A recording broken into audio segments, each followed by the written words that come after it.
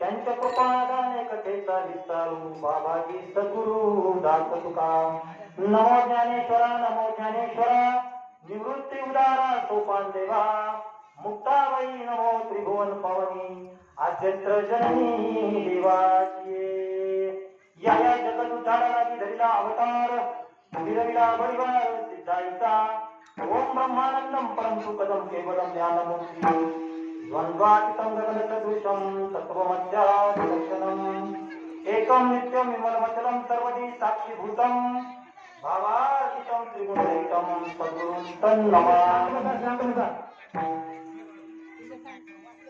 ए बायकांनो इकडे बसा। ओम नमो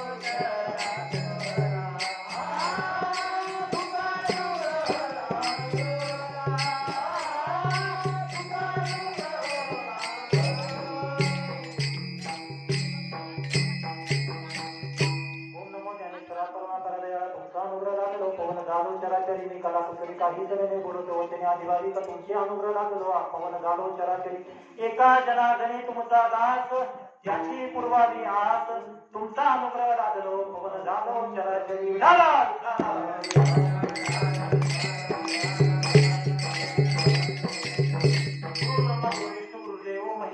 साक्षात परब्रह्म तस्मै श्री गुरुदेव महाराज ज्या ठिकाणी म्हणत आहे माझे त्या ठिकाणी निज रूप तुझे मी ठेवितो मस्तक ज्या ठिकाणी त्याचे तुझे सद्गुरू पाहिजे जयांच्या संगती विराग झाला म्हणून ललिता दरबार गेला साक्षात परमात्मा मला भेटविला विसरू कसा मी श्रीपाद पादुकांना ओम ब्रह्मानंद परमसुखदम केवलम ज्ञानमूर्ती द्वंद्वातीतं गगन सदृशं तत्त्वमस्यादि लक्षणम् एकं नित्यं विमलमचलं सर्वजी साक्षीभूतं भावातीतं त्रिगुणरहितं सद्गुरुं तं नमामि श्रीपाद तिकनेक वरती तिकनेक वरती गोटी क्षेत्र निवासनं तं नमामि विद्यान वैष्णव संत श्रीमंत समर्थ श्रीपाद भगवान समर्थ रामदास भगवान आत्मरूप गणेश तेरिया स्मरण होय सकळ विद्येचे आदिकरण जे जीवंत श्री चरण श्री सद्गुरूंचे ते नमस्कारून आता माझ्या भावा अंतराय नको देवा आले भागा ते करीतो तुझेच नाम उच्चारितो दृढ माझे मन येत राखावे बांधून आले भागा ते करीतो तुझेच नाम उच्चारितो तुका म्हणे वाटे आता नको फुटू देऊ भाटे आले भागा ते करीतो तुझेच नाम उच्चारितो वचन ऐका कमलापती माझी रंकाची विनंती कर जोडितो कथे काही आपण असावे जवळी सदा सर्वदा योग तुझा घडावा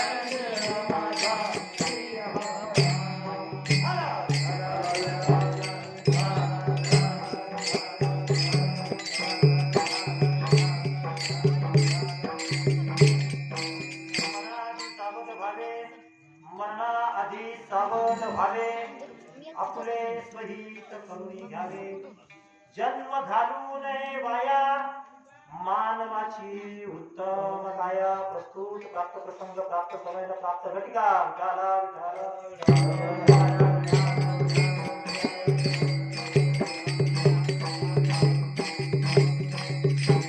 आपल्या गावची एक वारकरी परिवारात जन्माला आलेले हरिभक्तपरायण विठ्ठल महाराज नाईक यांच्या मातोश्री हरिभक्तपरायण कैलासवासी अवलाबाई सोमाना नाईक यांच्या आजच्या 8व्या पुण्यतिथीच्या निमित्तानं या ठिकाणी हे छोटस उपक्रम सुरुवातीला हरिभक्तपरायण यल्लाप्पा महाराजांचं प्रवचन झालं त्यानंतर सुंदर असा छानसा हरिपाठ झाला आणि त्यानंतर आजची ही कीर्तनरूपी सेवा माझ्यासारख्या वारकरी संप्रदायाच्या सर्वसामान्य कार्यकर्त्यांकडे ही माझ्यासाठी महत्त्वाची गोष्ट झाला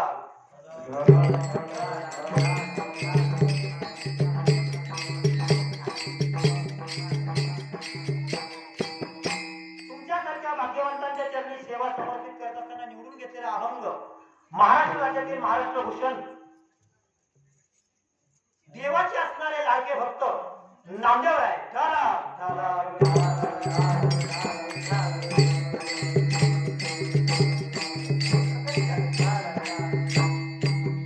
आजचा अभंग नामदेवरायांचा आहे आणि आजच्या अभंगातून नामदेव आहे तुम्हा आम्हाला नवे समस्त मानव प्राण्याला नद्याचं महत्व समजून सांगतायत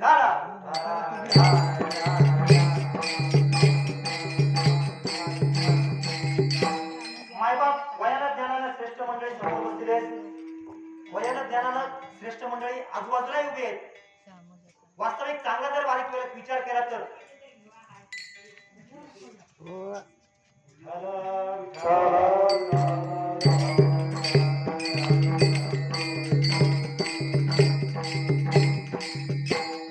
कीर्तन म्हणजे तमाशगिराचा तमाशा नसतो मायबाप कीर्तन म्हणजे डायलॉग बाजी हू हू करणे हुतुतू करणे याच्यासाठी हे नियोजन नसतं मायबाप कीर्तन हा संतांचा असा उपक्रम आहे ज्यामध्ये प्रत्येक मनुष्य जीवाला परिवर्तनाचा हा मार्ग आहे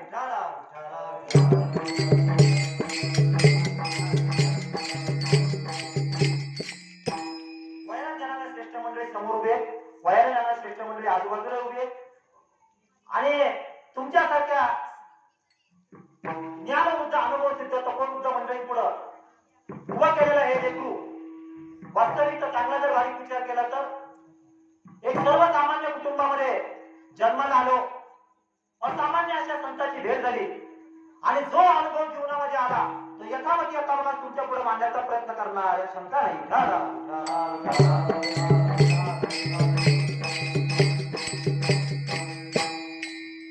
कधीच मिळत नाही मायबाप आणि एकदाच मिळतो काय बोललो मी कधीच मिळत नाही आणि एकदाच मिळतो याला नरदेह म्हणतात आणि नरदेहाला आल्यानंतर काय करावं आणि काय नाही करावं हे सांगण्याची वेळ जर कीर्तन करायला येत असेल तर संतांच्या राष्ट्रामध्ये जन्माला आलेल्या जीवाला या जीवाचं याच्यापेक्षा दुसरं दुर्भाग्य नाही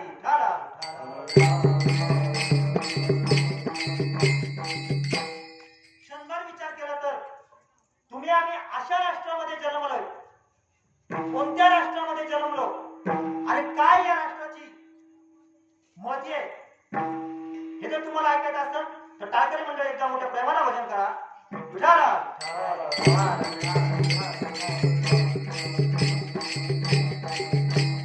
मला सर्व जग जिंकायचं आहे कोणाचा निर्धार होता वास्तविक काय माहिती का हुलवीर नगर नंतर आजची दुसरी कीर्तनरूपी सेवा आहे आणि कदाचित भाऊला माहिती आहे मला एक वाईट खोड आहे का चांगली खोड आहे मला माहित नाही पण जोपर्यंत पुढची मंडळी काही बोलत नाही तोपर्यंत माझी गाडी पुढे ढकलत मला वेळ दिलेला आहे 9 ते 11 9 ते मी कदाचित असं समजू शकतो उद्या सकाळचे 11 त्यामुळे तुम्ही जर बोललात तर आत्ताचे 11 नाहीतर उद्या सकाळी म्हशी धुवायला घरी जायचं चला. मला सर्व जग जिंकायचं आहे. निर्धार कोणाचा होता? शपथ कोणाची होती? सिकंदराची. त्या सिकंदरचं उदाहरण तुम्हाला सांगतो माय बाप. सर्व जग जिंकण्याच्या अभिलाषाने सिकंदर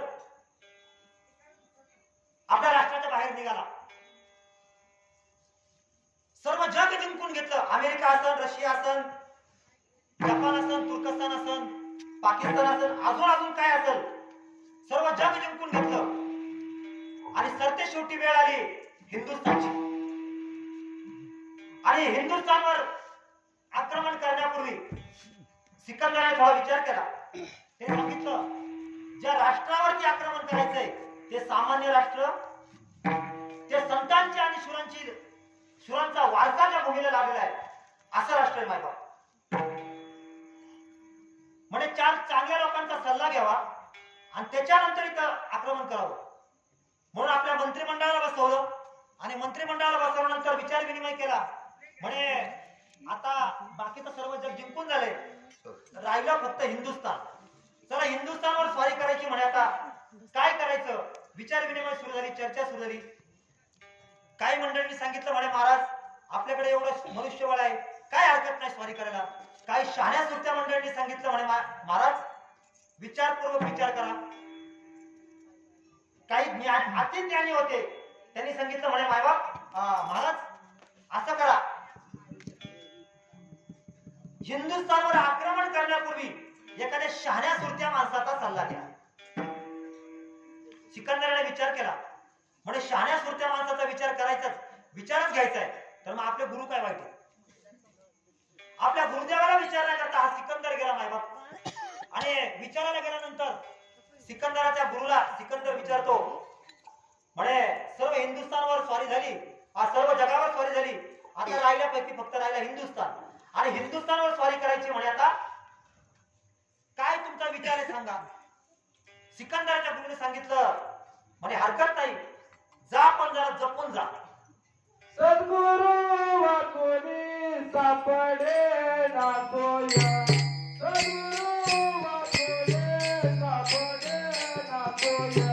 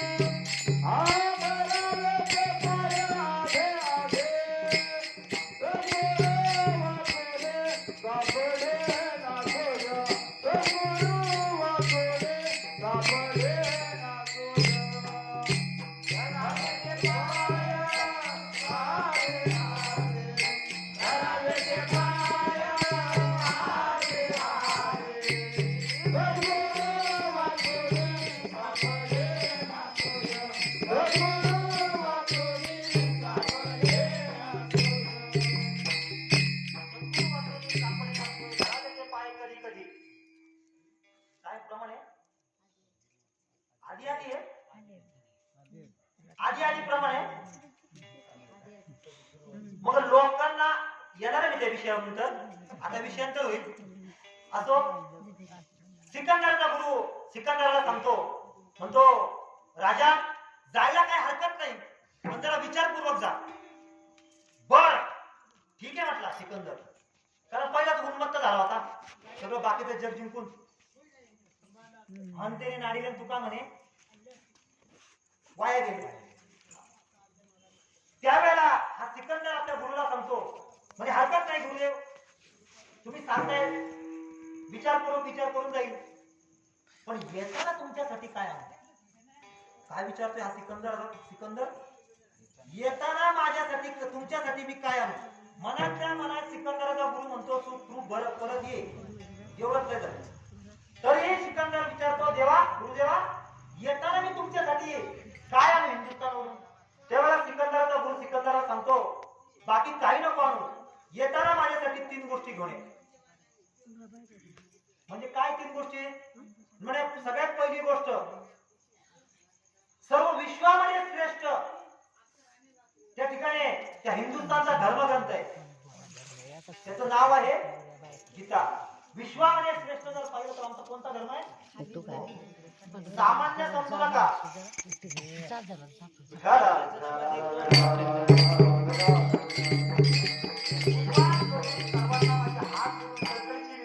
कृपया शांत राहू द्या.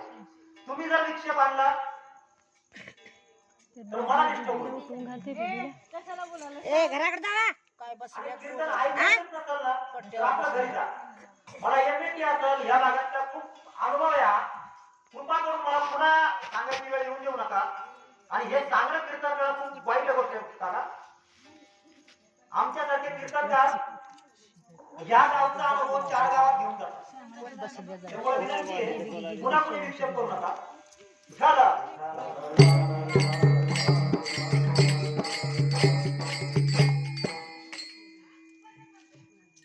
विश्वामध्ये श्रेष्ठ असा ग्रंथ त्या हिंदुस्थानचा वैभव आहे.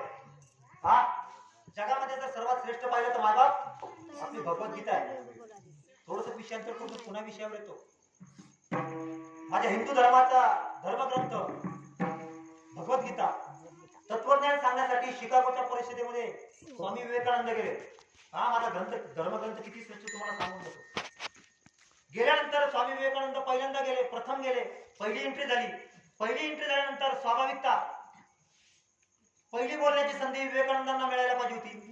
स्वामी विवेकानंदांनी येताना आपला धर्मग्रंथ गीता बरोबर आणली आणि अशी व्यासपीठावर ठेवली. त्याच्यानंतर बाकीचे वक्ते आले किंवा बाकीचे तत्ववेत्ते आले.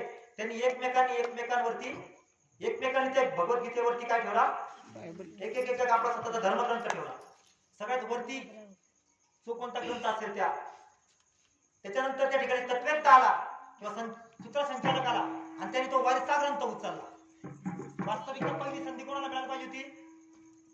जो पहिला आला त्याला. स्वामी विवेकानंदांनी विचार केला काही हरकत नाही. पहिला ग्रंथ उचलला. त्याच्यानंतर सगळ्यात शेवटी अर्थातच सगळ्यात शेवटी नंबर आला स्वामी विवेकानंदांचा. स्वामी विवेकानंदांनी सांगितलं म्हणे मी प्रथम या ठिकाणी आलो, माझा धर्मग्रंथ या ठिकाणी ठेवला आणि आल्यानंतर सर्वांनी त्याच्यावरती मापापले ग्रंथ ठेवले. याचा अर्थ सगळ्या जगाला मान्य आहे सर्व धर्मग्रंथाचा पाया माझी गीता आहे. एक माश आहे त्याच्यामध्ये जरा खोडकर होते. त्यांनी खळूच खालून काढली गीता आणि मध्ये ठेवली. तेवढ्याच स्वामी विवेकानंद सांगत असतात, ते म्हणतात त्या बघा त्या महाराजांना हे सांगायचंय की गाभा सुद्धा माझी गीता आहे. तिसरं खोडकर होतो. त्यांनी तो उचलला ग्रंथ वर ठेवला. ते पा अजून काय सांगू, कळत सुद्धा माझी गीता आहे.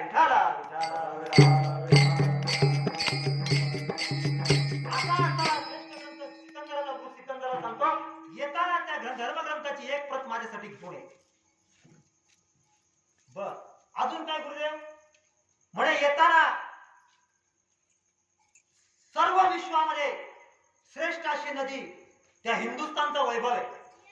असं म्हटलं जातं की मरताक्षणी किंवा अंत्यकाळी जर त्या नदीचं पाणी, त्या नदीचं नाव आहे गंगा, येता मरताक्षणी किंवा अंत्यकाळी जर गंगेचं पाणी मुखामध्ये पडलं तर जीवनाचा उद्धार होतो असं मला ऐकण्यात आले. असं सिकंदराचा गुरु सिकंदराला सांगतो येताना माझ्यासाठी थोडंसं गंगाजल घेऊन ये. आणि 2 मिनिटं सिकंदराचा गुरु शांत झाला. म्हणे गुरुदेव तुम्ही 3 गोष्टी सांगितल्या होत्या. म्हणजे तिसरी गोष्ट काय? पुन्हा 2 मिनिटं शांत झाला. त्यांनी सांगितलं म्हणे गुरुदेव तुम्ही मला 3 गोष्टी सांगितल्या होत्या. तिसरी गोष्ट सिकंदराचा गुरु सिकंदराला सांगतो म्हणे सिकंदरा महाराज त्या ठिकाणी छोटी छोटी राष्ट्र आहेत जसं की बिहार, हरियाणा, उत्तर प्रदेश, गुजरात, राजस्थान, ही छोटी छोटी राष्ट्र आहेत. या राष्ट्रामध्ये सर्वात महान असं एक राष्ट्र आहे त्याचं नाव आहे महाराष्ट्र. बर म्हणे मग येताना माझ्यासाठी महाराष्ट्रातल्या मातीतल्या संतांचा बोध येताना माझ्यासाठी घेऊन ये.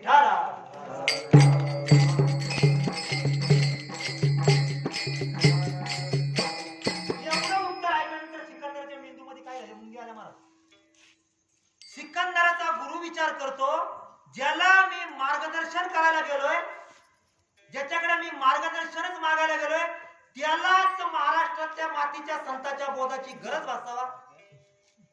आणि अशा मातीत जन्माला आलो आपण मायबाप. सामान्य राष्ट्र समजू नका, हो सामान्य राष्ट्र समजू नका. मान असं राष्ट्र आहे ज्या राष्ट्रामध्ये भगवद्गीतेला प्राकृत मध्ये आणून अतिशय सुंदररित्या ज्याने या संप्रदायाला अलंकार घातला, अशा माऊली महाराष्ट्र ज्ञानोबारांची भूमी मायबा. आणि ज्याने गाठ्यासारखं मार्गदर्शन तुम्हा आम्हाला देऊन ज्यांनी वारकरी संप्रदायाचा कळस रचला, अशा संतांच्या भूमीत आपण जन्माला आलो. सामान्य आहे का मायबाप?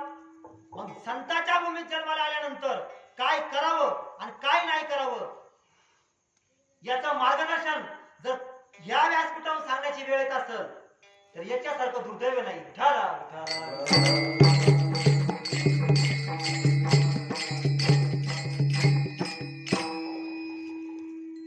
मगाशी आमचा विषय झाला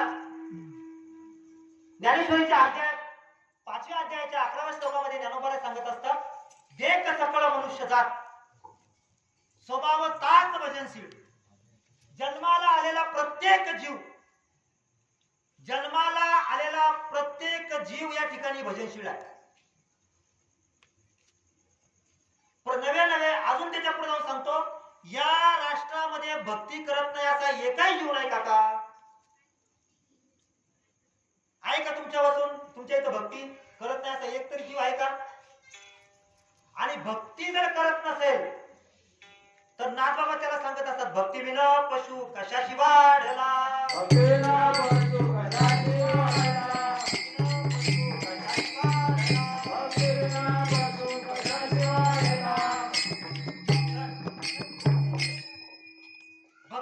पशु कशाशी वाढला. आणि पुढे काय म्हणतात, म्हणजे काय? किंवा अजून त्याच्या पुढं, नाही ज्याची भक्ती हरिपणामध्ये प्रकट घेतलं म्हणजे नाही ज्याची भक्ती ते पती आणि हरिसिन भजत. म्हणजे याचा अर्थ सांगायचं तात्पर्य एवढंच, भक्ती करत नाही असा एकही जीव या भूतलावर नाही. आता चला पुढं. आता मला असं विचारायचंय काका, भक्ती करत असताना भक्ती आपण आपल्या मनाने करावी का संतांनी सांगितली तशी करावी? मगाशीच यल्लप्पा महाराजांनी सुंदर मार्गदर्शन केलं. म्हणून जाणतेने गुरु भजीचे, अतिशय सुंदर सांगितलं त्यांनी. मला विचारायचं असं की भक्ती संतांनी सांगितली तशी करावी का आपल्या मनाने करावी? सांगितली बोलत जा. सांगितली फक्त संतांनी सांगितली तशी करतो का आपण? का मनाने चाललंय आपलं? मनाने चालले. आणि मनाने भक्ती करायला ज्ञानोबा हरिपणात काय म्हणतात, मनोमार्गे गेला तो मुकला. म्हणजे मराठी शब्द येते मनोमार्गे गेला तो तेथेची मुकला. याचा अर्थ फिनिश, त्याची वाटचाल. आता मला सांगा, साधं उदाहरण आहे, एखाद्या अनोळखी गावाला जर आपल्याला जायचं असेल तर सांगितलं बाबा या ठिकाणी आता मुंबईला जायचं, या दिशेला मुंबई, बरोबर ना? कोणत्या दिशेला? या दिशेला ना. मी या गावात नवीन आहे बरं का, मला समजून सांगा. या दिशेला मुंबई. मग उद्यापासून इथून हुलबेरी नगर मार्गे असं जर निघालो तर किती दिवसांनी मुंबई? इकडून हुलबेरी नगर इकडून लागतं ना. हुलबेरी नगर वरून ते त्या वडाच्या झाडा काढून तिथून सरळ निघालं तर जमल का? कोणाला तरी विचारल्याशिवाय चालणार आहे का? कोणाला तरी विचारल्याशिवाय प्रवास करता येणार नाही. आणि दीड दमडीचा प्रवास जर करायचा असेल तर विचारावा लागतो. अजून त्याच्या पुढे सांगतो तुम्हाला. या रस्त्याने जर आपण गेलो तर या ठिकाणी पुढं लिहिलं जातं नेसरी 3 किलोमीटर. काय आहे त्या ठिकाणी? तो महिलाचा दगड सांगतो. काय सांगतो? Necessary 3 kilometre. 3 किलोमीटर नेसरी तिथं लिहिलेलं आहे. मग आता तिथं गेल्यानंतर काय करायचं? त्या दगडापाशी गेल्यावरती काय प्रोसिजर काय तुमच्याकडे? या दगडापाशी गेल्यानंतर हळद कुंकू व्हायचं. हा? काय करावं? काय करायचं? त्या दगडाला कवटाळीत बसायचं. हा? सांगण्याचं तात्पर्य एवढंच आहे मायबाप, आज महाराष्ट्रामध्ये असंच चाललंय, याच्यापेक्षा वेगळं नाही. ठरा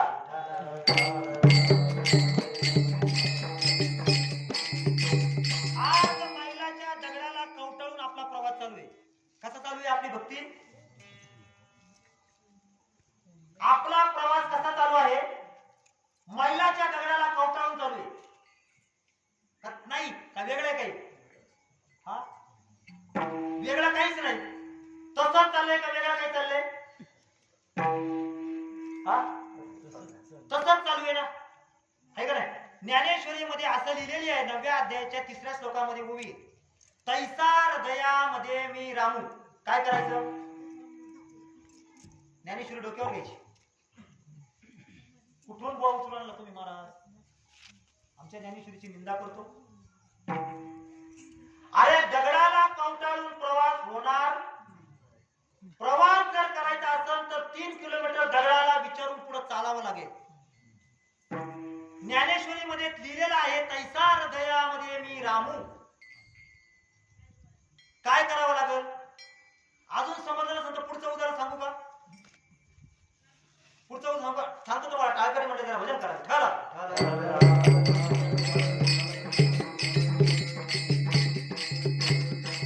मी असं विचारतो तुम्हाला, ताई तुमचे बँकेत पैसे आहेत का? तुम्हाला विचारतो मी, बँकेत पैसे आहेत का? आहेत ना? नाही, मला काही गरज नाही. तुमच्या आशीर्वादाने सगळं काही व्यवस्थित आहे. मला असं सांगा, पैसे तुमचे बँकेमध्ये आहेत का पैसे पासबुक मध्ये येतो? हा, काहीतरी एकच उत्तर द्या बरं. बँकेत पासबुक मध्ये. पासबुक असलं तर तुम्हाला देणार नाही. काहीतरी एकच उत्तर द्या. मी काय सांगितलं? पासबुक मध्ये पैसे. आता असं करा काका, रात्र झालेली आहे, एक संध्याकाळी मला 1000 रुपयाची गरज आहे, घरी जा, पासबुक मधून पैसे काढणार.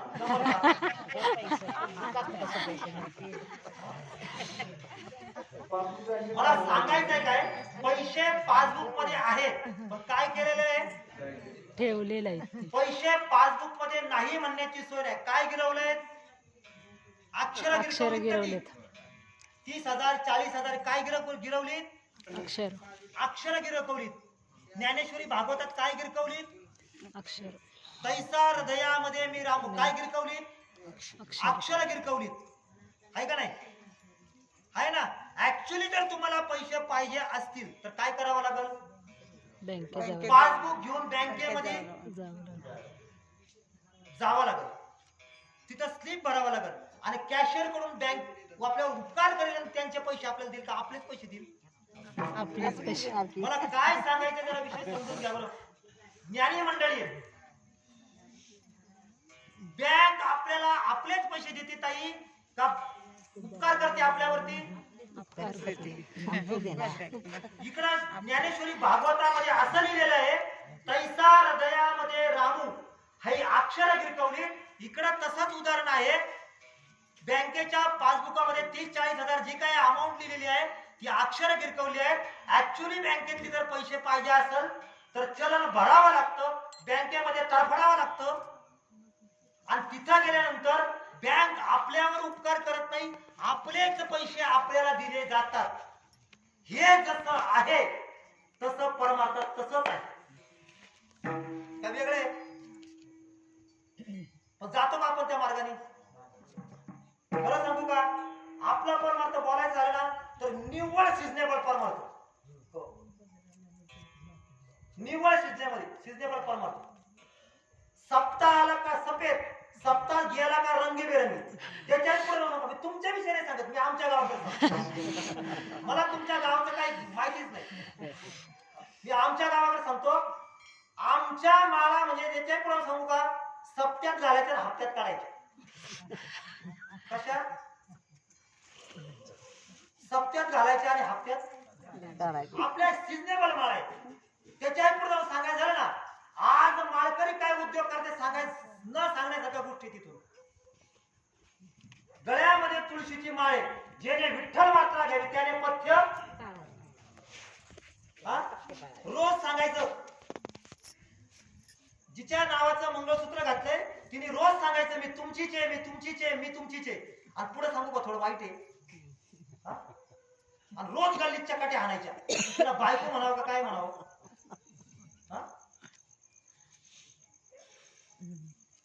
अरे जिच्या गळ्यामध्ये तुळशीची माळ आहे. आमचे जगद्गुरु तुकोबाला सांगतात तुळशीची ये माळ नवरीची ये कंठी.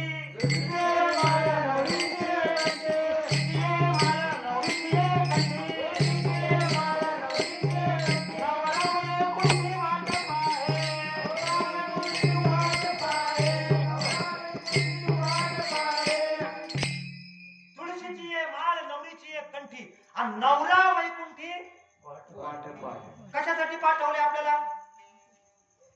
कशासाठी पाठवले आपल्याला सांगू का. आपल्या नरदेहाचं महत्व आपल्याला हे घालून पाठवले. कशासाठी पाठवले. ज्ञानेश्वरी अध्याय क्रमांक 2 काय. जवळी अर्जुना तो बोधू भेटे ना मना तोवरी या साधना भजावे लागे. तुमच्याकडं मंगळसूत्र घातल्यानंतर लेकरं होतात तर नवऱ्याच्या घरी जाऊन नांदावं लागतं. ते माफ करा आई मी तुमच्या लेकराच्या वयाचा आहे. गळ्यामध्ये मंगळसूत्र घातल्यानंतर लेकरं होतात तर नवऱ्याच्या घरी जाऊन नांदावं लागतं. नवऱ्याच्या घरी नांदावं लागतंय. नांदावं लागतं. नुसती गळ्यामध्ये तुळशीची माळ घातल्याने नुसतं गळ्यामध्ये मंगळसूत्र घातल्याने ती पतिव्रता किंवा ती अंतःकरणामध्ये जर नवऱ्याच्या विषयी जिव्हाळा नसेल, अंतःकरणामध्ये संसाराविषयी जर जिव्हाळा नसेल तर तिला पतिव्रता म्हटलं जात नाही. पतिव्रता नेणं अनेकांचे काज. आणि गळ्यामध्ये तुळशीची माळ आहे. पण जेने विठ्ठल मात्रा घ्यावी आणि त्याने रोज बोकडं कापावी.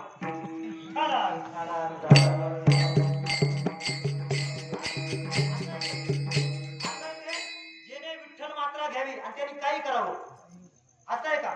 एवढा सोपा परमार्थ आहे का. अरे आमचे साधू संत सांगत असतात भक्ती नव्हे सोपी 16 वर्षी पोळी. 4 अभंगाला चांगल्या चाली लावल्या. 4 अभंगाला आपलं असंच चाललंय बरं का. आपलं कसं चाललंय असंच परमार्थ चाललंय. जे अभंग आपल्याला सांगितले जातात, जे अभंग गाथा तुकोबा राहिले ते काय आहे हो नक्की. काय नेमकं काय ते जे अनुभव तुकोबारायांना गाथ्यामध्ये आले, जे भक्तीमध्ये तुकोबारायांनी अभंग आले अनुभव आले, ते अनुभव तुकोबारायांनी काय केले लिहून ठेवले आहे का नाही. जो कोणी या दिशेने 3 किलोमीटर गेला असेल त्याने त्या ठिकाणी मैलाच्या दगडावर लिहून ठेवलं इथून पुढे 3 किलोमीटर काय आहे. किती सोपं आहे. जसं परमार्थ करत असताना भक्ती करत असताना तुकोबाराय असतील नामदेवराय असतील संतांनी वाङ्मयामध्ये लिहून ठेवलं. मार्ग दावून गेले आधी दयानिधी संतते तेनेची पंथे चालू जाता न पडे गुंता. संतांच्या मार्गाने जसं लिहून ठेवलंय तसं जर गेलं तर कुठेही गुंता पडणार. जातो का आपण संतांच्या मार्गाने. सगळ्यात पहिली गोष्ट आपल्याला संत कशाला म्हणता इथून सुपांचं. संत म्हणजे नेमकं काय घेतलं प्रमाण. काय प्रमाण घेतलं माहिती तुम्ही. सद्गुरु वाचोनी हेच प्रमाण माहिती. सद्गुरु वाचोनी सापडे ना धरावे ते पाय आधी आधी. आणि त्याच्या पुढची ओळख काय त्यांना सांगू दे ना. हे आपला असं आहे अनुभव एखादा सांगायचा दुसऱ्याने रट्टे खायचे चौथ्याने 5वा सांगतो आपलीच पोरं हे सोडून.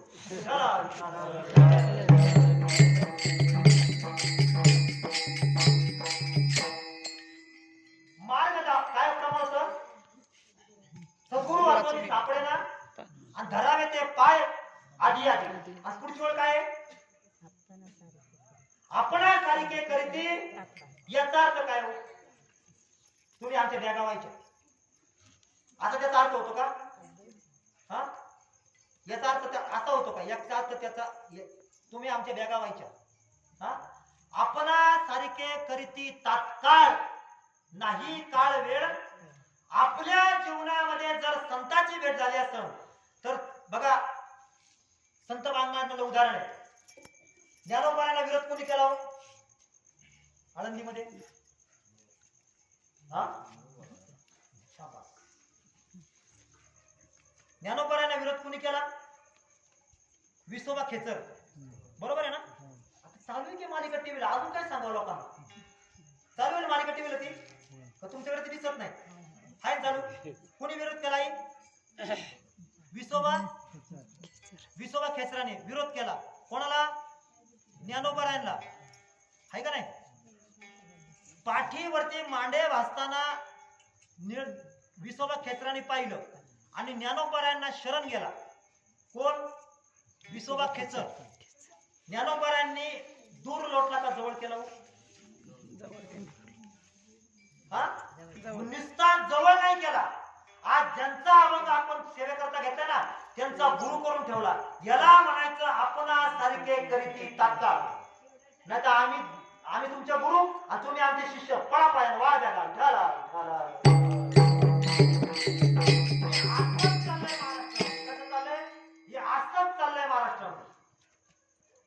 जोपर्यंत याच्यामध्ये परिवर्तन होत नाही तोपर्यंत समाजाचा विकास होणे शक्यच नाही. शक्यच नाही. आणि विकास जर करायचा असेल तर राष्ट्रसंत गाडगे महाराज सांगत असतात. ते म्हणतात आधी राष्ट्राचा विकास करायचा असेल, देशाचा विकास करायचा असेल तर आधी राष्ट्राचा विकास होणं गरजेचं आहे. आणि राष्ट्राचा विकास करायचा असेल तर आधी माझ्या जिल्ह्याचा विकास होणं गरजेचं आहे.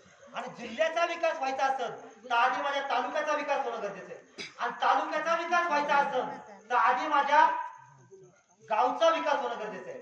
आणि गावचा जर विकास व्हायचा असेल तर आधी माझा विकास होणं गरजेचं आहे. हा आधी माझा विकास होणं गरजेचं आहे. आपल्याकडे विकासाची व्याख्या काय हो? हा आपल्याकडे विकासाची व्याख्या काय? माळ घातल्यापासून बाबा, माळ घातल्यापासून लय चांगलं झालं. काय झालं? 2 एकर होती 4 एकर झालं. याला विकास म्हणायचं का? हा याला विकास म्हणायचं का? नाही. माळ घातली, माळ घातल्यापासून 2 एकर होती आता 4 एकर झाली. 2 माळ्या होत्या आता 4 माळ्या झाल्या. याला विकास म्हणायचं का? संतांनी याला विकास म्हटलं का? विकास सांगू का तुम्हाला कसा असतो? 64 लाखाची प्रॉपर्टी.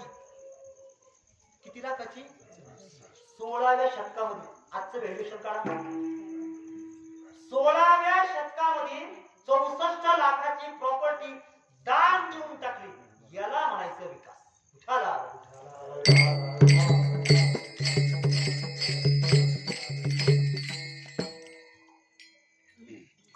बघा राष्ट्रसंत गाडगे महाराज सांगत असतात की राष्ट्राचा विकास व्हायचा असेल तर आधी माझा स्वतःचा विकास व्हायला पाहिजे. आणि स्वतःचा विकास व्हायचा असेल तर नामदेव राय सांगतात अभंगाची पहिली.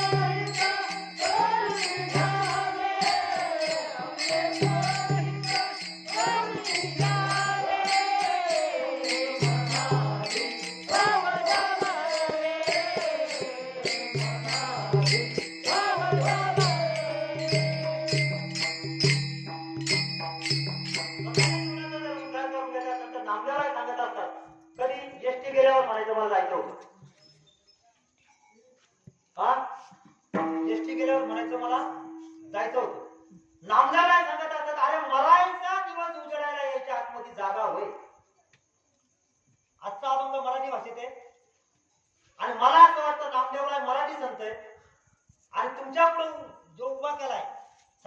माणसाची बॉडी ती पण मला वाटतं मराठी आहे. हा मराठी संतांचे मराठी शब्द सोप्या भाषेत त्या नामदेवला सांगत असतात. मरायचा दिवस उजेडायला यायच्या आतमध्ये सावध व्हा. याचा अर्थ संतांना क्लिअर सांगायचंय आपण सावध का बेसावध.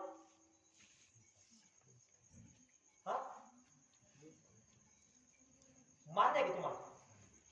मग नेमकं सावध व्हायचंय काय आपल्याला. नेमकं आपल्याला सावध काय व्हायचं. पुढे पळून जायचंय का. हा काय सावध व्हायचं आपल्याला नेमकं. भक्ती करायची बरोबर. असं म्हटलं जातं ताई नेमकी भक्ती काय करायची. तर नामदेवरायांना क्लिअर सांगायचंय की मरायच्या दिवशी तुमच्या मुखामध्ये जोपर्यंत भगवंताचं नाम येणार नाही तो दिवस जीवनामध्ये उजेडायला यायच्या आतमध्ये समजून घ्या. तुमच्या गावात कीर्तन होतात असं ना नक्की. मला सांगा आपण प्रत्येक कीर्तनामध्ये ऐकत आलो किंवा बऱ्याच कीर्तनामध्ये तुम्ही ऐकलं असाल किंवा त्याही पलीकडे होता. आता लय आमचं उदाहरण आहे. आता हरिपाठ झाला. हरिपाठातला पहिला अभंग घेतला होता. काय घेतला होता. येतो मी माझ्या मुद्द्याकडे येतो. पहिला अभंग काय. देवळाची द्वारी वाट आज भरी आणि तेने मुक्ती चारी साधी द्या. देवळाची द्वारी देवाची द्वारे मला एक कळत नाही ताई. जर ज्ञानोबाला देवाचं द्वार म्हणतात कोणतं द्वार सांगतात. देवाचं.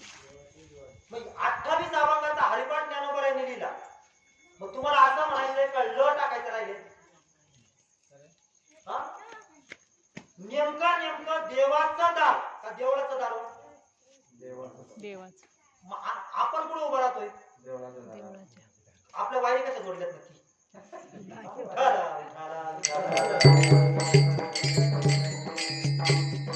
ज्ञानोबा सांगत असतात देवळाची द्वारी उभा का तासभरी क्षणभरी. म्हणजे नेमका किती वेळ. सगळ्यात पहिली गोष्ट 28 अभंगाचा हरिपाठ लई लांबची गोष्ट आहे. अभंगात पहिलाच जर अभंग नाही कळला आणि नवे पहिल्याच अभंगाचा पहिला शब्द नाही कळला तर समाधी हरीची किंवा ज्ञानदेव प्रमाणात समाधी संजीवन हरिपाठ समजल का. समजल का. आज महाराष्ट्रामध्ये कीर्तन चालू आहे. देवाचं दार किती लोकांना कळालं. कुठं उभं राहायला सांगितलं ज्ञानोबारायांनी.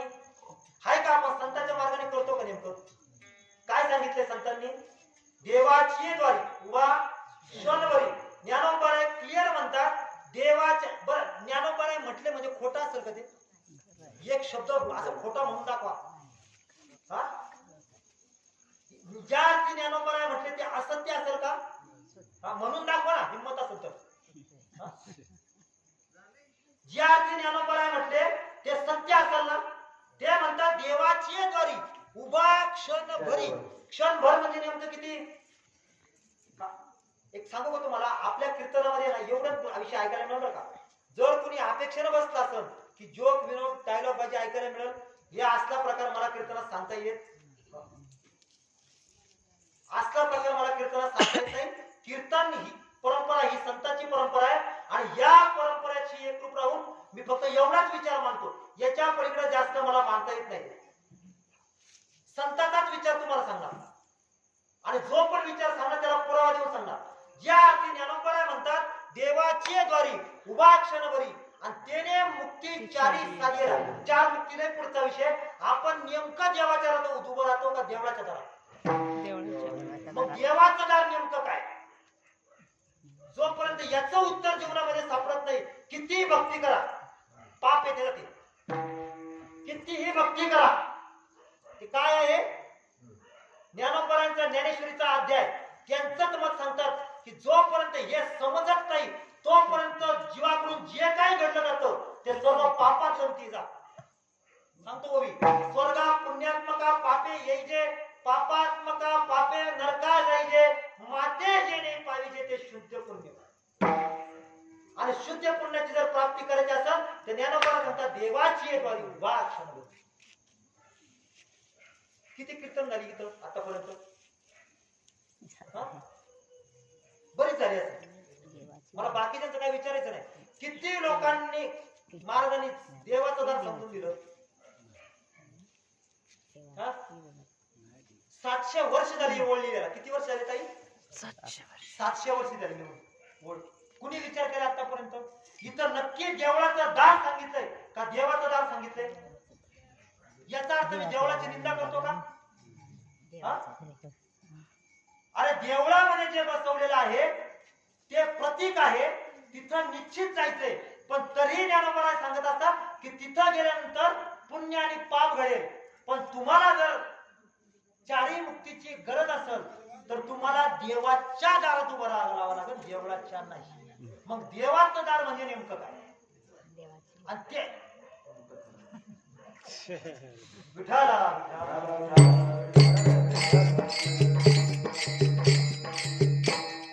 आणि ते किती वेळ तुम्हाला उभं राहायचंय?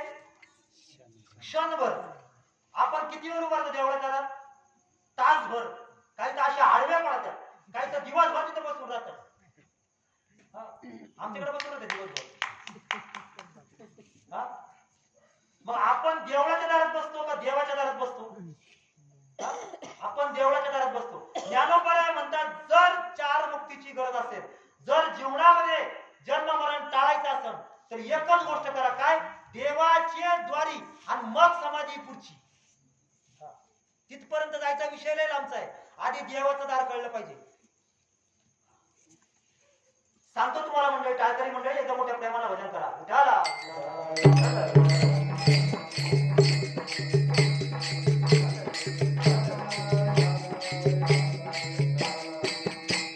अजून एक आपण बरेच कीर्तन ऐकतो.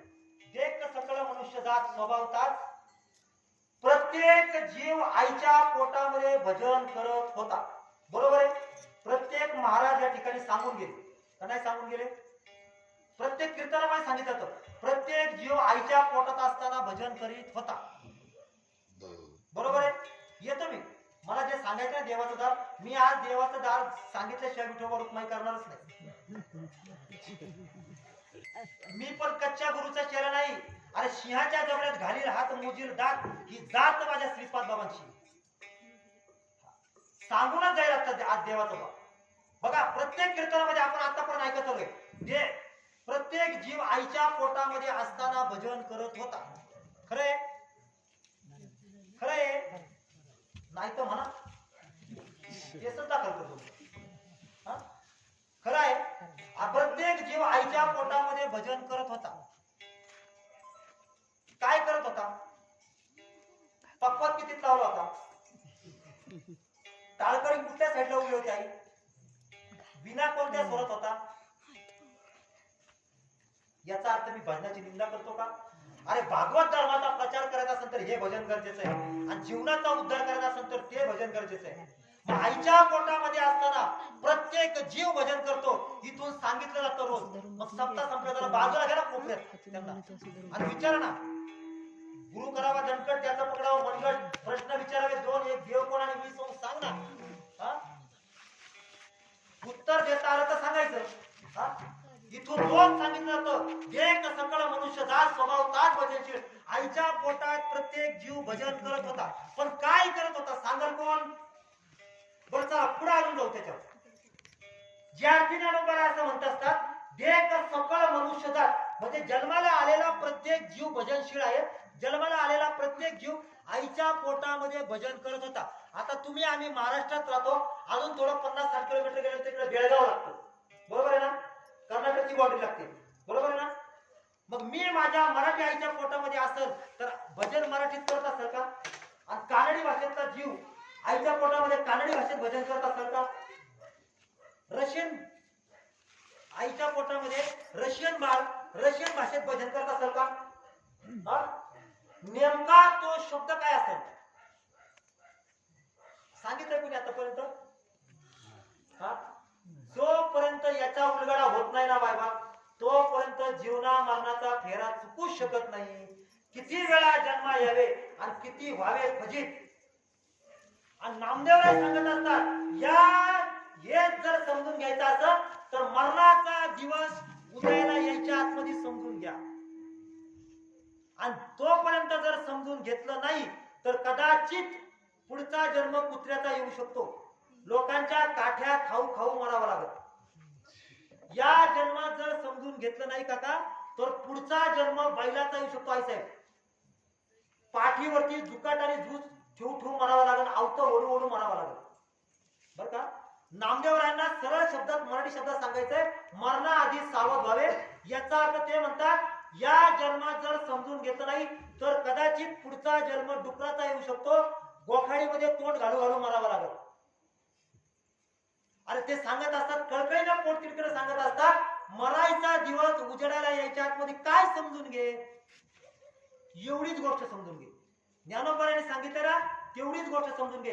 जे आईच्या पोटामध्ये करत होता तेच भजन करावं लागेल. तुम्ही म्हणा याला पुरावा काय?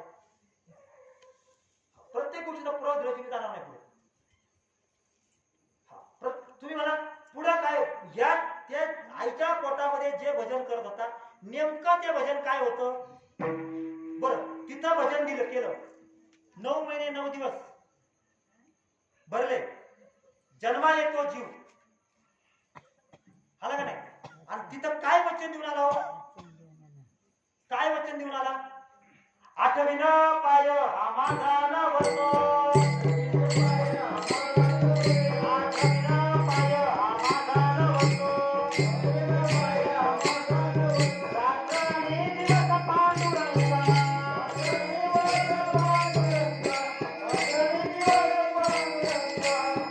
कुठं वचन दिलं आई? वचन कुठं दिलंय? अरे गर्भवास में वचन दिया था मैं भी भजूंगा सिया राम, बाहर आकर खुद को भूल गया तुम्हारा. बाहेर आल्यानंतर विसरून गेला. आणि आज काय वचन दिलं?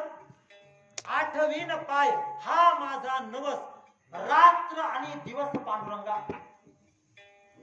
देवा, अरे हे जे आता करतोय ना हेच बाहेर गेल्यावर करी, दुसरं काही करणार नाही. हे जे करतोय ना याच भजनाच्या जीवावरती, याच भजनाच्या बळावरती आतल्या मन मूत्र आणि विष्ठेमधून अनुकूल स्थितीमध्ये असताना सुद्धा त्या ठिकाणी भजन करत होता. आणि त्याच नामाच्या बळावरती हा जीव तिथून भूलोकावर आला. आता इथून जर तळून जायचं असेल तर वेगळं भजन चालेल का तेच भजन लागेल? काय पुरावा आहे? प्रत्येक गोष्ट पुराव्याशिवाय बोलायचंच नाही. काय पुरावा आहे? आपलं कीर्तन समजायचंच नाही, प्रश्नोत्तराचा तास समजायचा, विधानसभेचा एवढं समजायचं. मला साधं उदाहरण आहे. आई साहेब, तुम्ही कीर्तनाला आहात, समजा घराला कुलूप लावून आला, बरोबर आहे ना? घराला कुलूप लावून चावी बरोबर आहे, परत गेल्यानंतर काय करणार तुम्ही? त्या चावीने कुलूप खोलणार का शेजारची चावी घेणार? ज्या चावीने कुलूप लागले ना, ज्या चावीने कुलूप लागले तीच चावी कुलूप खोलील का दुसरी चावी खोलील? सांगण्याचं तात्पर्य काय? ज्या नामाच्या बळावरती, ज्या नामाच्या भजनावरती आपण आईच्या पोटातून भूतालावर आलोय, त्याच नामाशी संबंध जोडला पाहिजे का मनाच्या मार्गाने चालत? पण इथं दुरुस्ती कुठं झाली, इथं मिस्टेक कुठं झाली तुम्हाला सांगू का? आमच्या संतांनी आपली दुरुस्ती करून घेतली. तुकोबराय म्हणतात संत दर्शनी हा लाभ आणि पद्मनाभ म्हणजे काय? तुकोबराय म्हणतात मी दुरुस्ती करून घेतली, आणि काय केलं? तुटलेलं कनेक्शन जोडून घेतलं. आता मला असं म्हणायचंय, माझी इच्छा नाही पण तरी पण तुम्हाला दृष्टांत घालून सांगतो. समजा ही वायर या ठिकाणी तुटली, बरं का आई?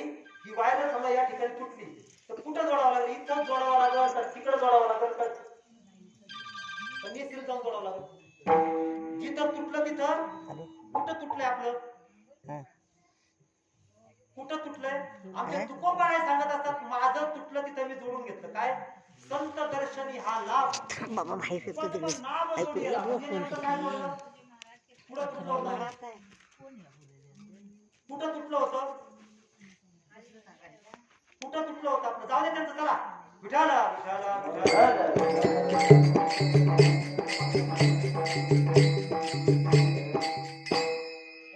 एक तर हे विषय तुम्हाला विनंती आहे तुम्हाला हे विषय तुम्हाला जर ऐकायला मिळत असेल तर मला सांगा मी विषय बंद करतो आणि नवीनच सांगायला सुरुवात करतो हो दे तुमच्या हाऊस मला काय करायचं हा?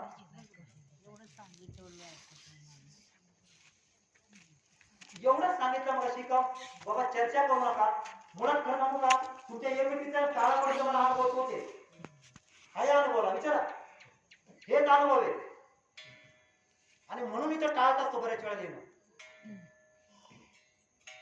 आणि ज्या वेळेला एखादा कीर्तनकार ज्या वेळेला आपल्या गावचा अनुभव घेऊन जातो तो 4 गावामध्ये गेल्यानंतर त्याचा उद्धार करतो किमान हे तरी सांभाळून घ्या समजून घ्या हा विषय जर तुम्हाला इतर कुठे ऐकायला मिळाला तर मी बंद करतो विषय हा विठाला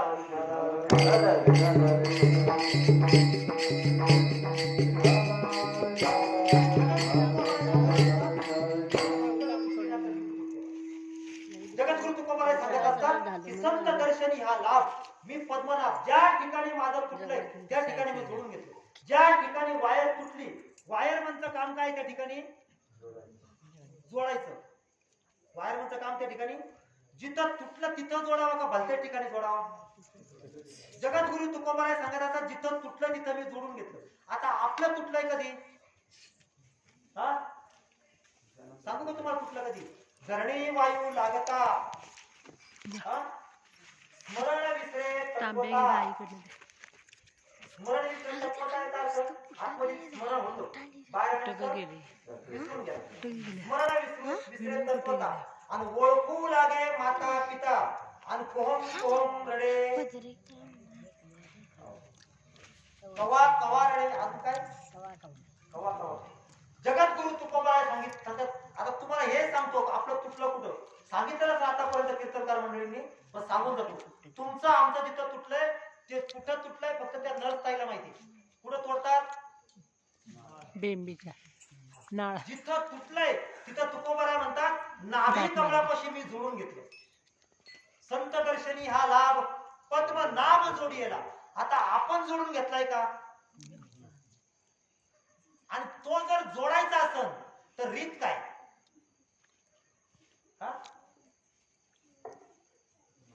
ती जर जोडायचं असेल तर नेमकी रीत काय ते जर जोडायचं असेल तर ते जोडण्याकरता जाणकार माणसाची गरज आहे का कोणत्याही काही याची गरज आहे बघा एक उदाहरण तुमच्या पुढे मांडतो आणि माझ्या अभंगाच्या दुसऱ्या चरणात येतो काळकरी मध्ये वजन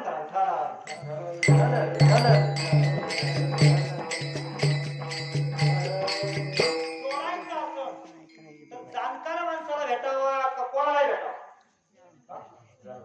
ज्याला त्यातलं माहिती आहे त्याला भेटावं का नाही इथं सकाळी येताना गड इंग्लंड नावाचा डेपो आहे तुमच्या इथं एसटी महामंडळ महाराष्ट्र राज्य मार्ग परिवहन महामंडळाचा एसटी डेपो आहे त्या डेपो मध्ये जर ड्रायव्हर नावाच्या पदाची जर जागा निघाली ड्रायव्हर पदाची जर जाहिरात निघाली तर त्या ठिकाणी त्या जाहिरातीमध्ये लिहिलेलं असतं काय शैक्षणिक पात्रता अमुकम अजून पुढे काय महाराष्ट्र शासनाचा लायसन्स परवाना धारक आहे का नाही आरटीओ खात्याचा परवाना धारक अजून काय महाराष्ट्र भारताचा रहिवासी अजून काय आणि शेवटच्या वेळेत काय लिहिलेलं असतं त्याला अमुक अमुक वर्षाचा अनुभव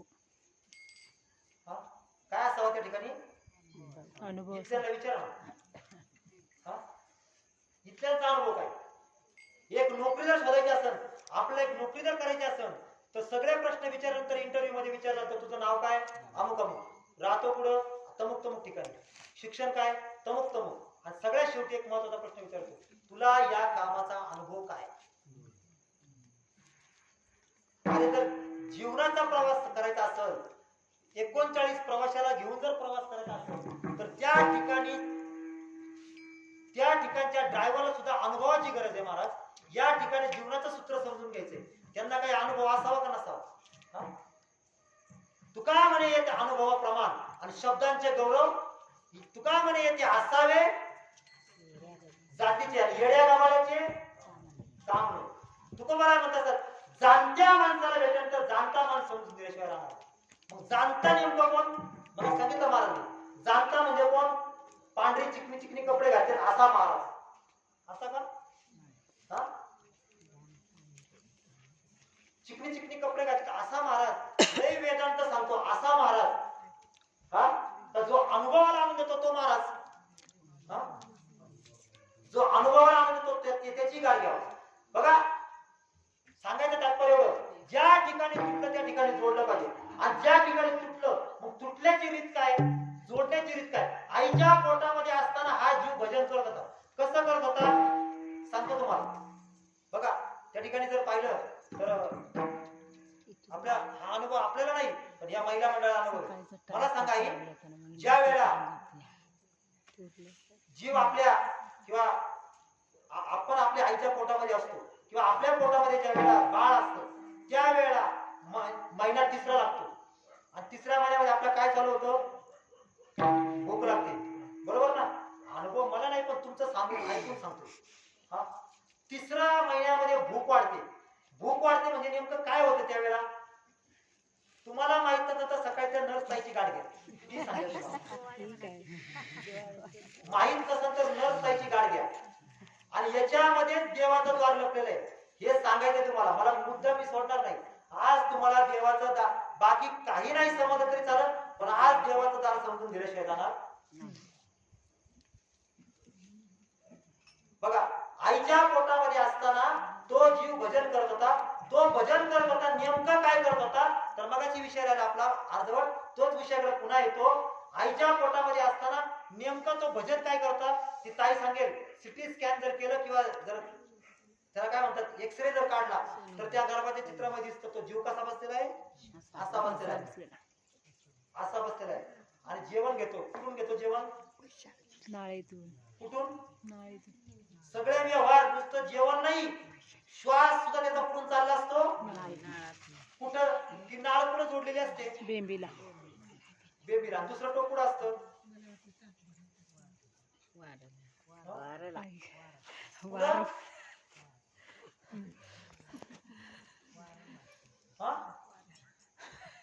सांगू की तुम्हाला कुठं जोडलेलं असतं? जर माहित नसेल तर तुम्हाला सांगून टाकतो. दुसरा टोक जोडलेला असतं इथं इथं इथं. ही नाळ अशी जोडलेली असते. बरोबर आहे ना? आणि कुठं टोक जोडलेलं असतं दुसरं? भजन इथून चालू असतं. इथून इथं भजन चालू असतं. आणि त्या ठिकाणी त्या भजनाच्या बळावरती तो जीव 9 महिने 9 दिवसानंतर भगवंताला वचन देऊन येतो. आता या ठिकाणी नाव तुटतं. कनेक्शन कुठलं तुटलं? इथलं तुटलं का इथलं तुटलं? हा?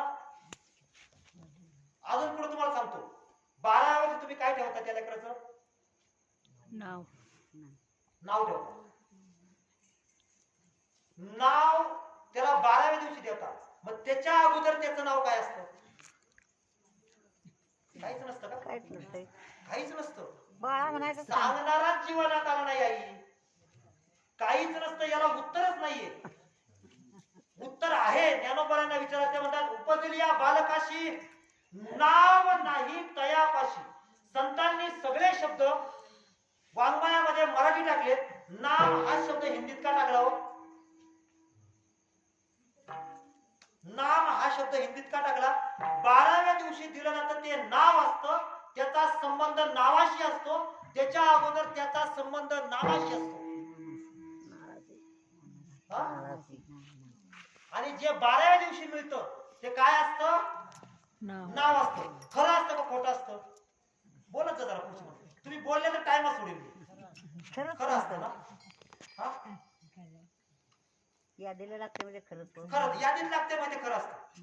आहे का नाही? आपल्याला फक्त याद्यांपुरतच आपण मर्यादित आहे. आपल्याला यादीच्या पुढे गेलंच नाही. मी सांगितलं ना.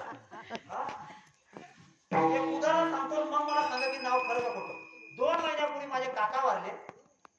2 महिन्यापूर्वी माझे काका वारले. काका वारल्यानंतर संध्याकाळी ह्या टायमाला निरोप आला. महाराज सकाळी मी गेलो. म्हटलं आता संध्याकाळी गाड्या नाहीत सकाळी येतो. सकाळी गेलो. सकाळी गेल्यानंतर काकांचं शेव असं ठेवलं होतं. आणि आमच्या नानांना विचारलं. लहान चुलत्यांना आमच्याकडे नाना म्हणतात. नानांना म्हटलं नाना काका रात्री किती वाजता गेले? ते म्हणतात रात्री 7 वाजता गेले. मग पुढे ठेवलेत ते कोण आहेत? पुढे ठेवले ते काका आहेत का त्यांच्यात नाहीत ते काका आहेत? हा? नाव खरं का खोट? नाव खोट. आता हे तुमच्या गावाचं नाव काय आहे? अर्जुनवाडी. म्हणा बरं खरं का खोट? खरं आहे ना? कुठपर्यंत आहे? जोपर्यंत या नावाला बाउंड्री आहे, जोपर्यंत या नावाला, याच्या बाहेर तुम्ही मलगेवाडी नाव वापरू शकता पण अर्जुनवाडी नाव वापरू शकत. इथून थोडं पुढे गेल्यावर होलवीर नगर नाव वापरू शकता पण अर्जुनवाडी नाव पोळगाव येते ना. किंवा इथून पुढे गेल्यावर तुम्ही नेसरी नाव वापरू शकता पण अर्जुनवाडी नाव पाहू. म्हणजे नावाला काय आहे? मर्यादा आहे. नावाला इंग्लिश मध्ये सांगायचं तर कॅचमेंट आहे. नामाची व्याप्ती काय? नाम किती मोठं आहे? किती मोठं नाम आहे? ज्ञानदेव कुशे निवृत्तीशी चाल.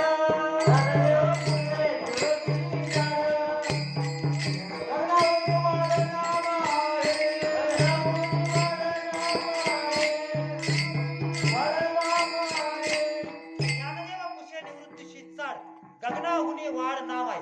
मग आता मला विचारायचंय, मला आपला मुद्दा असा चालला होता, 12व्या दिवशी ठेवल्यानंतर ते नाव असतं, त्याच्या अगोदर आपला त्याच्याशी संबंध आहे, ती गोष्ट किती व्यापक आहे? गगनाहुनी वाढ आहे. मग तो गगनापेक्षा मोठा आहे. 12व्या दिवशी जे ठेवलं तर ते नाव खोटं आहे. जे कुठपर्यंत वापरायचंय, उभा आहे तोपर्यंत त्याला नाव दिलं जातं, आडवं पडलं की त्याला डेड बॉडी म्हणतात. म्हणजे जे वापरायचंय 12व्या दिवशी दिलं जातंय ते नाव किती दिवस वापरायचंय? जोपर्यंत उभा आहे तोपर्यंत वापरायचंय.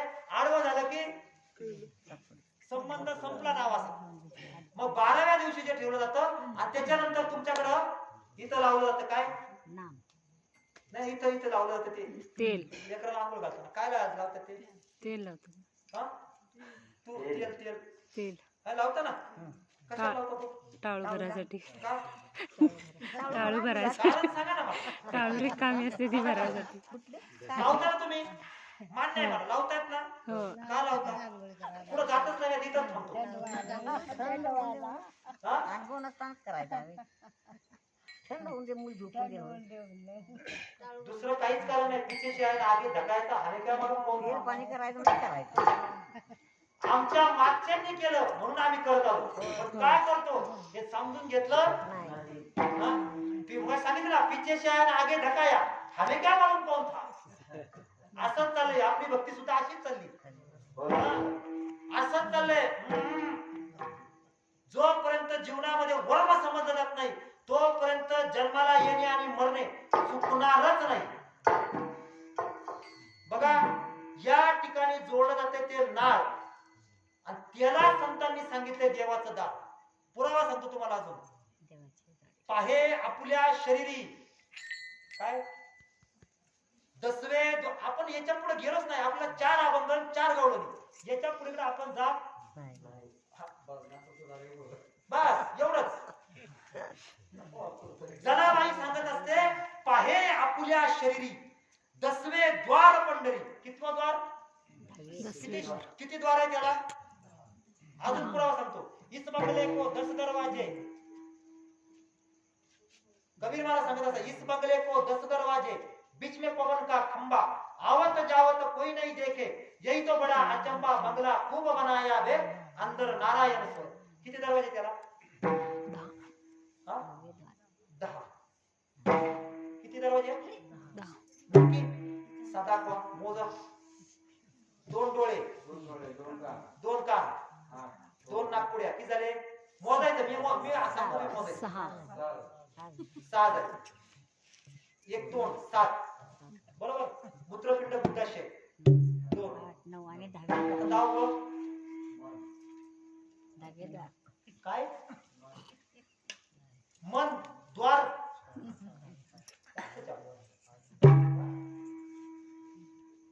ज्या ठिकाणी जीवाचं भजन चाललं होतं, ज्या ठिकाणी संतांचा संबंध होता, तो संबंध नामाशी संबंध होता, ते म्हणजे 10वं द्वार आहे मायबाप.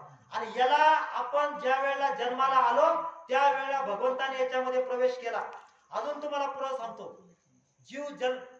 ज्या वेळेला मनुष्य जातो किंवा आमचे नाना ज्या वेळेला गेले, गेल्यानंतर आपल्याकडे काय केलं जातं, तिथं सरनाव ठेवलं जातं आणि त्याच्यानंतर काय फुटतं,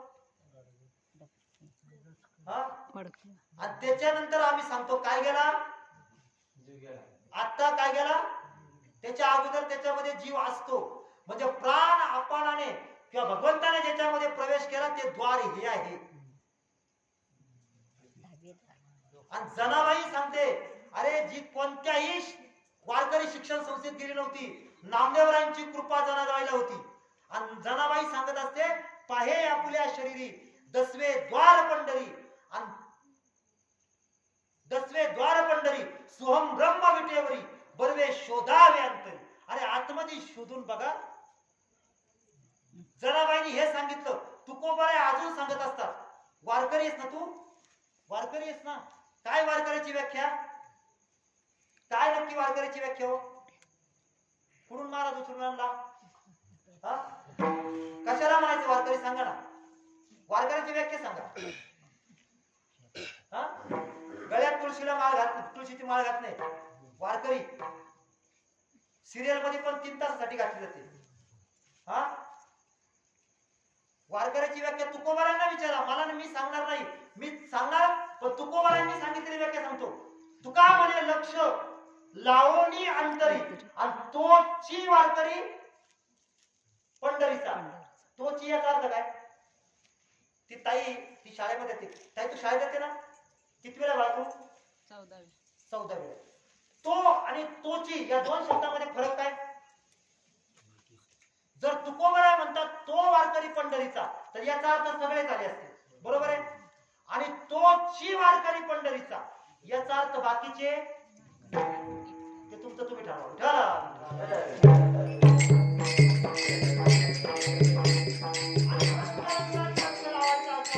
तर ज्ञानोबा सांगत असतात, देवाची द्वारी उभा क्षणभरी. क्षणभर म्हणजे कुठपर्यंत, एक श्वास जोपर्यंत बेंबीच्या देठापासून ब्रह्मरंध्रापर्यंत, याला ब्रह्मरंध्र म्हटले संतांनी, जोपर्यंत ब्रह्मरंध्रापर्यंत जात नाही एक श्वास, तोपर्यंत त्याला संतांनी सांगितले, त्याला क्षणभर लक्ष लावा. आणि तो लक्ष लावून तिथं तुकोबा सांगतात, लक्ष लावून अंतरी, आणि तोची वारकरी पंढरीचा. आणि नामदेव या ठिकाणी सांगत असतात, एवढीच गोष्ट मरायचा दिवस उजाडायला यायच्या आतमध्ये समजून घ्या, कारण तुम्हाला जे जन्म मिळालाय तो पुन्हा मिळणार नाही, अभंगाची दुसरी ओळ.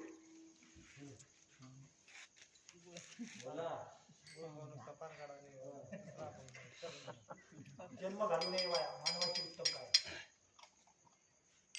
जन्म घालू नये वाया, मानवाची उत्तम काय, तो सूर लावा की पहिलाच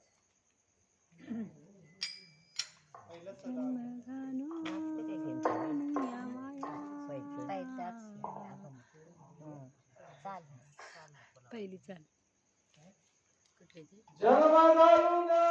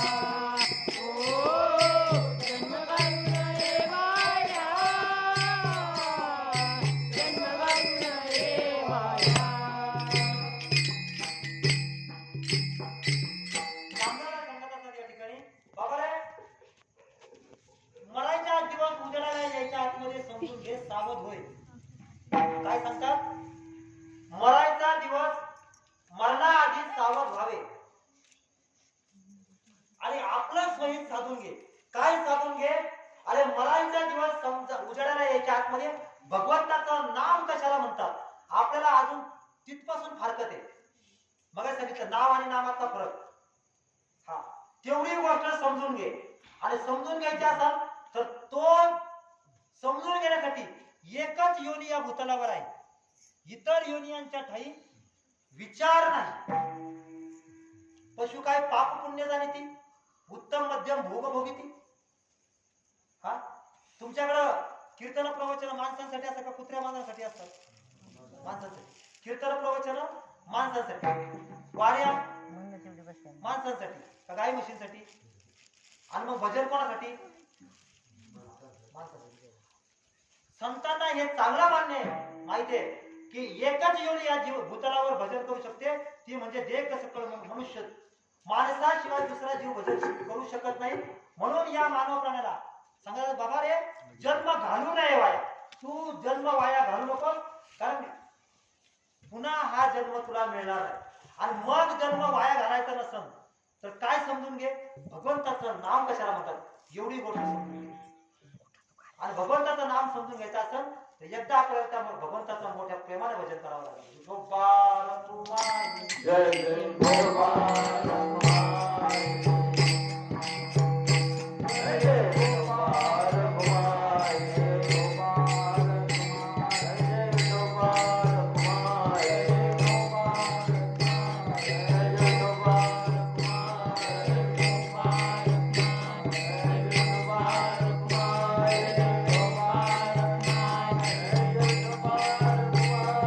जय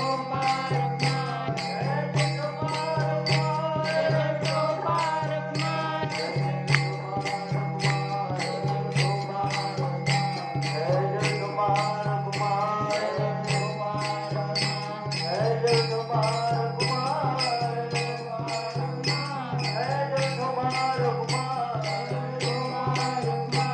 जय गोपाल कुमार, जय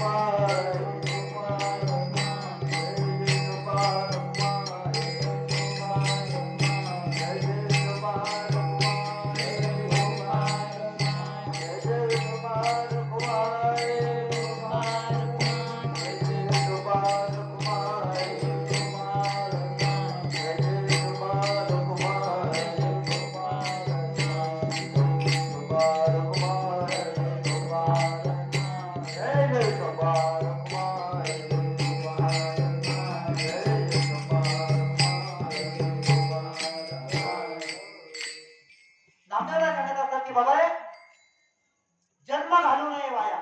फुकट जन्म वाया घालू, फुकट जन्म वाया घालू. काम झाला असेल तर ऐका नाही, काम झाला असेल तर तिकीट काढा वनापणी गावा. नामदेवरायांना स्पष्ट भाषेत सांगायचंय फुकट जन्म वाया घालू. संतांनी वेळोवेळी सांगितलं काय तुम्ही महाराज कशावरून? ज्ञानोबरांची ज्ञानेश्वरीची ओळ आहे. ऐके ज्या प्राण्यांच्या ठाई. ज्ञानोबा म्हणत असतात या ज्ञानाची जोपर्यंत ज्याला आवड नाही ते म्हणतात ऐके ज्या प्राण्यांच्या ठाई. या ज्ञानाची आवड नाही ते म्हणत असतात तयाचे जियाले म्हणू काही वरी मरण चांग. ते म्हणतात तो जगण्यापेक्षा गेलेला बरा. म्हणून नामदेव म्हणत असतात की जन्म घालू नये वाया. आणि मानवाची उत्तम काय? उत्तम असा मनुष्य जे तुम्हाला मिळालाय. किती उत्तम मिळालाय? किती उत्तम मिळालाय सांगू तुम्हाला मनुष्य जन्माची उत्तमता. बघा जगद्गुरु तुकोबारा सांगत असतात हा मनुष्य जन्म एकदाच मिळालाय. पुन्हा जर तुम्ही म्हटलात ना की 10 मिनिटासाठी पाहिजे, भगवंताकडे किती जरी तपश्चर्या केली 10 मिनिटासाठी पाहिजे असं मागितलं तर तो भगवान परमात्मा सांगतो एक वेळ मूल्य तू त्याच्या बदल्यामध्ये मेरू तुल्य पृथ्वी दिदले से दान. तू ते मेरू तुल्य पृथ्वी जरी दान मागितली तर ते घेऊन टाकील पण नरदेह मिळणार, पण नरदेह मिळणार. अजून पुढे सांगू का? कबीर महाराज स्वतःच्या मुलाला सांगत असतात कबीर कहे कमाल से क्यों बजावत है ढोल. कबीर कहे कमाल से क्यों बजावत है ढोल. एक श्वास निकल जाए तीनों लोग का हो. मोल हा हे नरदेहाचं मोल संतांनी सांगितले. मग कमीत कमी कधी कळावा संतांनी सांगितलं डोळे मिटायच्या आतमध्ये कळून घ्या. नरजन्मामध्ये नरा करून घे, नरजन्मामध्ये नरा करून घे, सार्थक या जन्माचे नामगार